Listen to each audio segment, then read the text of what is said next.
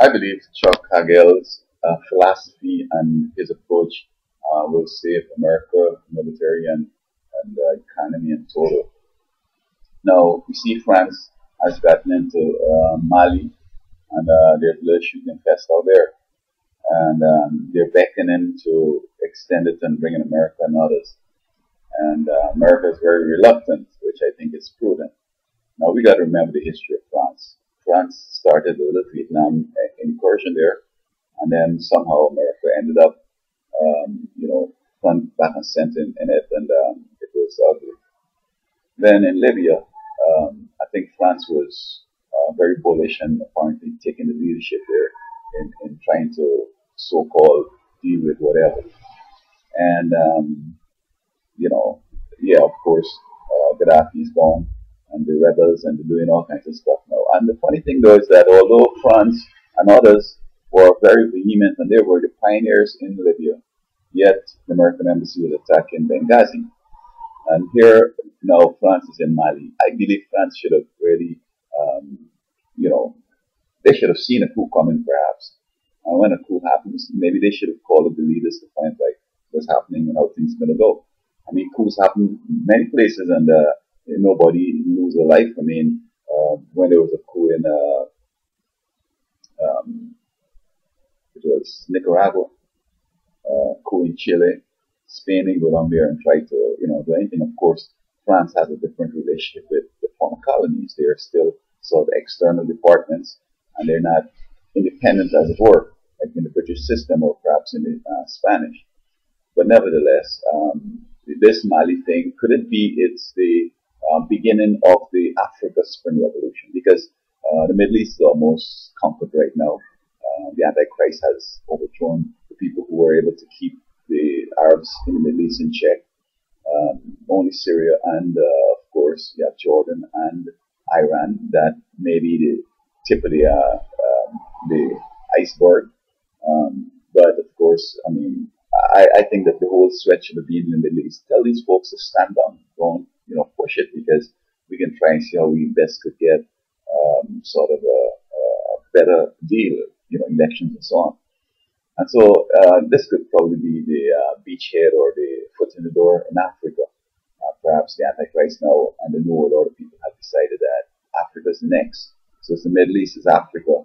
And then when Africa is overthrown and a whole bunch of chaos is on the verge or on the Harbingo right out there on the brow of the hill, then we go into Asia and start that thing, and Australia and South America, Caribbean, and then of course the choice for Europe and North America. Well, of course, they tried North America and Europe with the sit-ins, the Occupy here and there, and I think that London and New York and LA, and I think this was a different version of the Spring Revolution.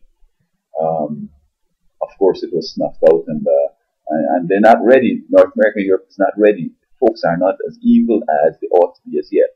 So when evil expand a little more, and maybe 80% be very evil, then perhaps the Spring Revolution could happen anywhere.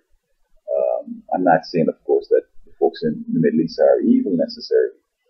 It's a different culture, a different strategy. They were oppressed forever, and an opportunity of overthrowing the despots and the big shots and the authoritarians look like something classic and something desirable, and then the proletariat shall overthrow the bourgeois, and then we shall, have fun.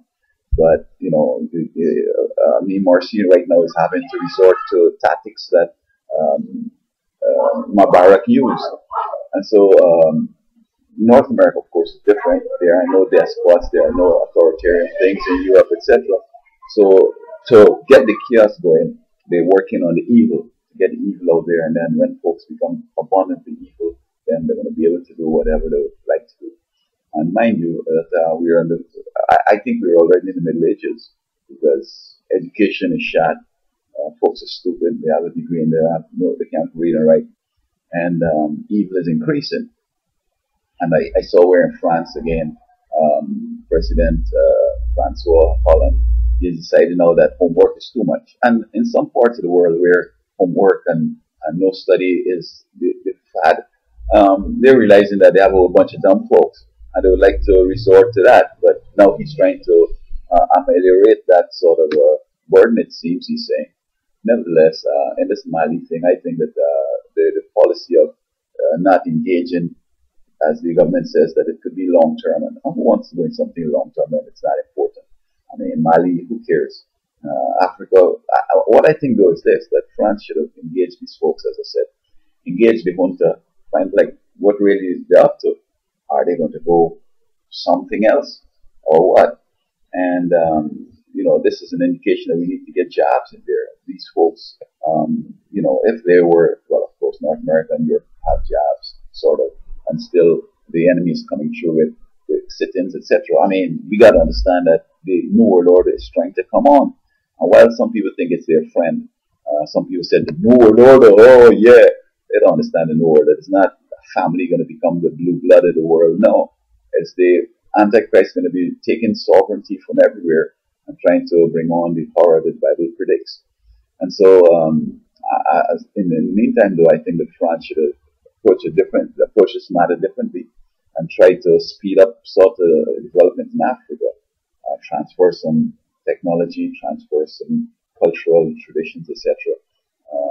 France, Britain, America, and create some jobs, agriculture, animal husbandry, and so on, and let these people start having a quality life that they admire and aspire to. I mean, they would like to have the type of life that exists in America and Europe. So many things we take for granted, but it's like, wow, bicycles, telephones, you know what I mean? So I think France and Mali, it's either new Vietnam, it's either new Afghan and Iraq, some long-term stupid stuff, and then a mushroom, and the whole Africa is going to start doing the same thing, and then of course everything's overthrown, and then they move to the next region. So I think that Mr. Chuck Hagel is going to be the right man for this. He is putting America first, and he's interested in sort of looking at the options. I mean, there's sometimes when you have to use the military option, but I mean, who cares about if somebody want to overthrow the government? That's their problem. I mean, the Soviet Union did that. The United Nations was up in arms with it, but now they sort of supporting, these spring revolution, which is a coup in a nice way, without the military, etc. So I think this Mali thing is just a waste of time.